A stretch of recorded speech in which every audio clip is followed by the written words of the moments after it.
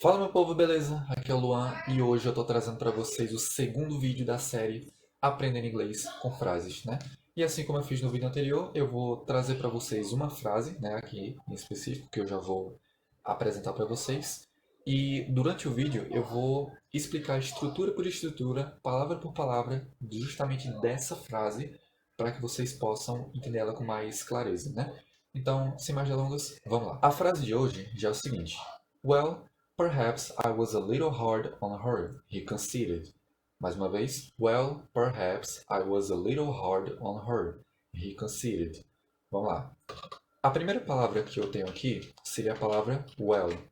Well, essa palavra, quando ela vem geralmente em início de frase, ela é aquela palavra que usamos para dar ênfase no português. Sabe quando você fala, por exemplo, bem, bom, sabe? Tipo, bom, aconteceu isso e isso, bem, não sei o que aconteceu. Pronto, esse bem, bom no começo da frase, que é para dar ênfase, seria justamente o well no inglês. E aí, bom, vou colocar as traduções aqui, ficaria mais fácil de entender. Essas são as possibilidades, ok? E aí, eu tenho o seguinte: Perhaps I was a little hard on her. Depois, a palavra que nós temos aqui seria perhaps. Pode ser que alguns de vocês não conheçam essa palavra, né? Mas muito provavelmente vocês vão deduzir qual é a tradução olhando esta palavra aqui, maybe. Sabe o que quer dizer maybe? Maybe quer dizer talvez. E perhaps também quer dizer talvez. Literalmente, a tradução das duas palavras é a mesma. Perhaps, talvez. Maybe, talvez. Ok? Então, talvez aqui e também aqui em cima. Luan, beleza. Perhaps, talvez, maybe, talvez. Mas assim, qual que é a diferença de eu usar no dia a dia, né? Tipo, em uma. Como é que eu vou saber lidar com essa palavra quando, por exemplo, um nativo chegar para mim e usar ela? Ou quando eu, tipo, acontecer o contrário, eu for usar com um nativo, como é que eu sei se eu uso perhaps ou maybe? E assim, na prática, tanto faz. Você pode usar tanto perhaps quanto maybe, que não tem diferença nenhuma. Na verdade, o mais comum de acontecer de você ver de um professor de inglês é perhaps e maybe tem a mesma tradução que eu falei agora, tipo, tem o mesmo sentido, mas o perhaps é mais comum em sotaque britânico do que o maybe. O maybe já é mais usado em sotaque americano, ok? Então, é só um detalhe, mas tipo, na prática não tem diferença. Perhaps, maybe, você usa qual que você acha melhor, ok? Então, talvez, talvez. Perhaps, maybe, ok? Aí depois eu tenho esse seguinte pedaço da frase, que eu vou colocar aqui embaixo que fica melhor de entender. I was a little hard on her. Okay? I was a little hard on her. O que é que eu tenho aqui? Primeiro de tudo, eu tenho essa estrutura aqui. I was. Esse I was, para quem já está há um tempo estudando inglês, sabe que esse was que está aqui é o passado do verbo to be, ok? Então vamos lá. Como é que, Luan, o que seria o verbo to be? Vai ter vídeo no canal explicando o verbo to be, mas de forma bem resumida, o verbo to be é o verbo ser ou estar no inglês, né? Então, tipo, eu sou, eu estou, você é, você está, ele é ou está, ela é ou está. Então, tipo, ele é literalmente o verbo ser ou estar, ok? Então, marca essa. Verbo to be, ser ou estar. Ele seria uma dessas duas formas. Mas, Luan, beleza. O verbo to be, essa palavra aqui, be, pelo que eu vejo no nome, é o ser ou estar. Por que que na frase eu não posso fazer isso daqui? I be, you be. Deixa eu descer um pouquinho mais. Aqui. He be. Por que que eu não posso fazer isso? Tipo, eu sou, eu estou. Você é, você está. Tipo, I be, you be. Essa forma, gente, não fica correta. Por quê?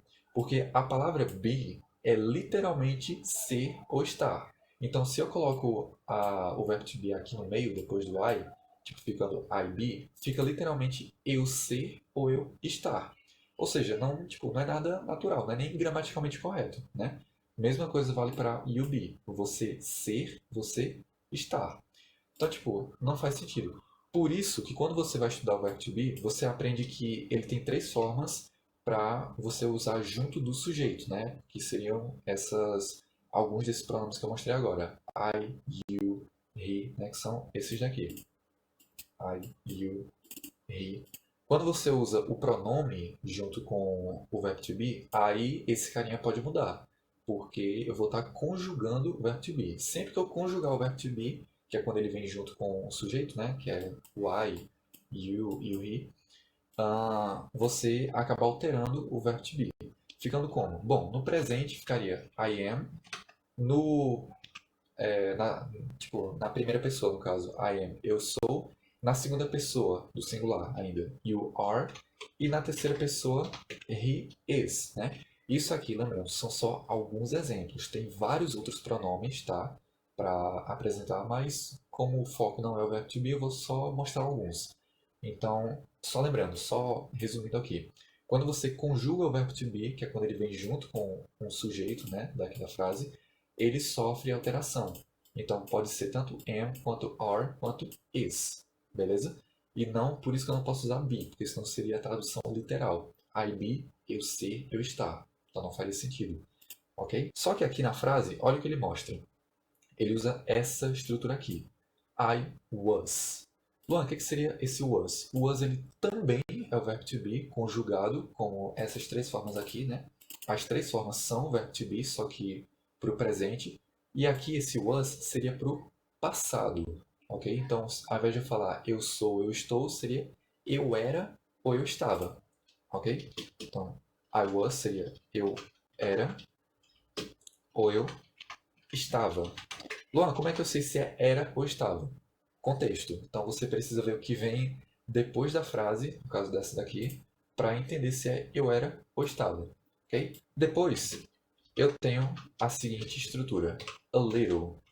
Little, que é uma palavra que é até, de certa forma, utilizada no português, tipo, para algumas pessoas, little quer dizer pequeno, né? Só que quando eu coloco little junto com esse A aqui, ficando a little, eu tenho a estrutura conhecida como um pouco, certo?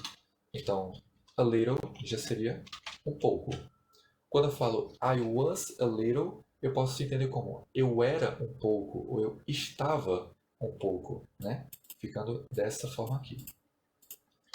E aí depois eu tenho o resto da frase que seria essa daqui.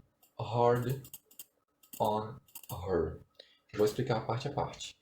Esse hard sozinho, vamos lá, o que seria hard nesse caso? Hard é uma palavra que quer dizer tipo difícil, uh, duro, no sentido de firme mesmo. Complicado, quando você não entende alguma coisa, então ela pode ter vários sentidos. Mas, de forma geral, esses são as traduções principais: difícil, duro e complicado. Só que aqui, olha que interessante, eu posso traduzir o hard de uma dessas formas nessa frase, só que aqui eu tenho um detalhe a mais, que é o quê?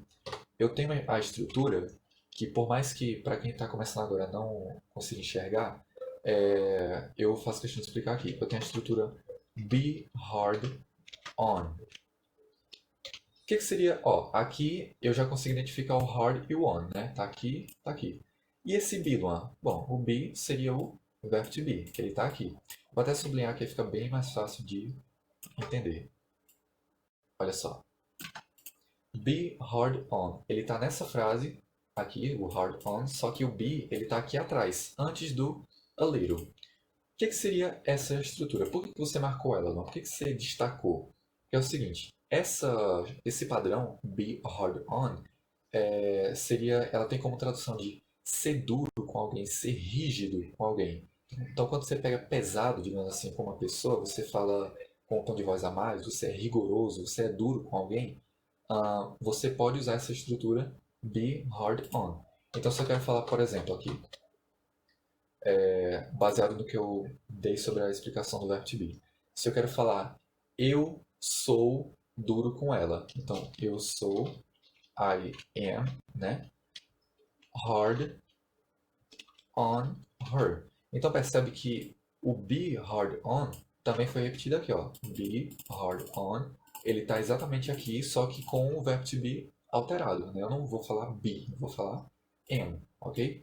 Então, isso aqui foi só um exemplo bem cafona, mas é assim que funciona a estrutura be hard on. Só que percebe que aqui na estrutura no meio dela eu tenho a estrutura a little, que é bem comum de acontecer. Tipo, eu posso quebrar uma estrutura para colocar algo a mais ali no meio.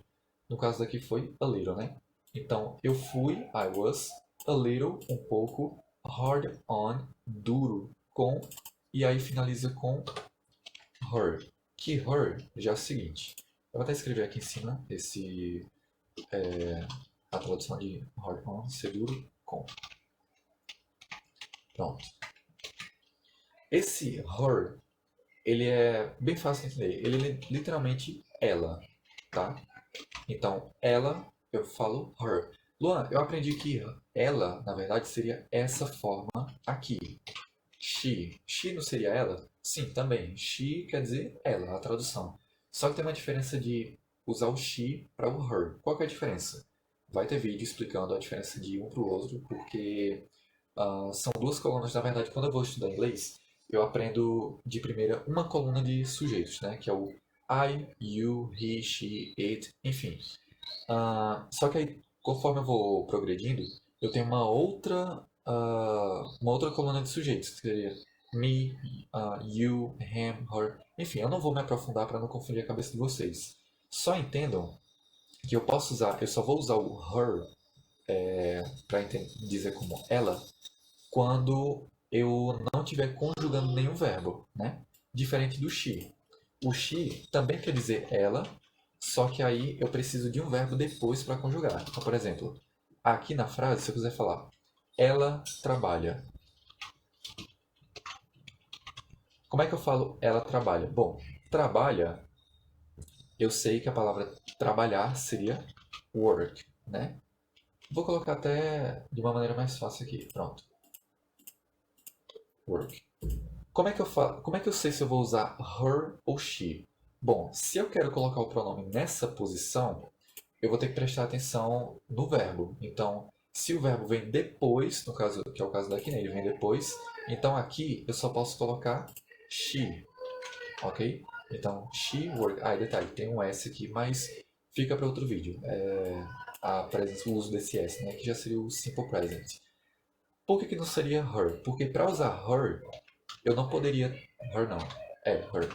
Porque para usar her, eu teria que ter, digamos assim, o verbo teria que vir antes, né? Então eu não teria que estar conjugando o verbo nessa situação. Por isso que eu uso she, ok? She works, ok? Mais uma vez, vai ter vídeo explicando com detalhes a diferença de x e y, né? Mas por enquanto vamos focar nessa estrutura, ok? Então só reforçando a tradução, eu tenho o seguinte: I was, eu fui, a little, um pouco, hard on her, duro com ela, né? E aí você pergunta, Luan, por que tem on aqui? Por que não tem in, at? Por que não tem outras preposições?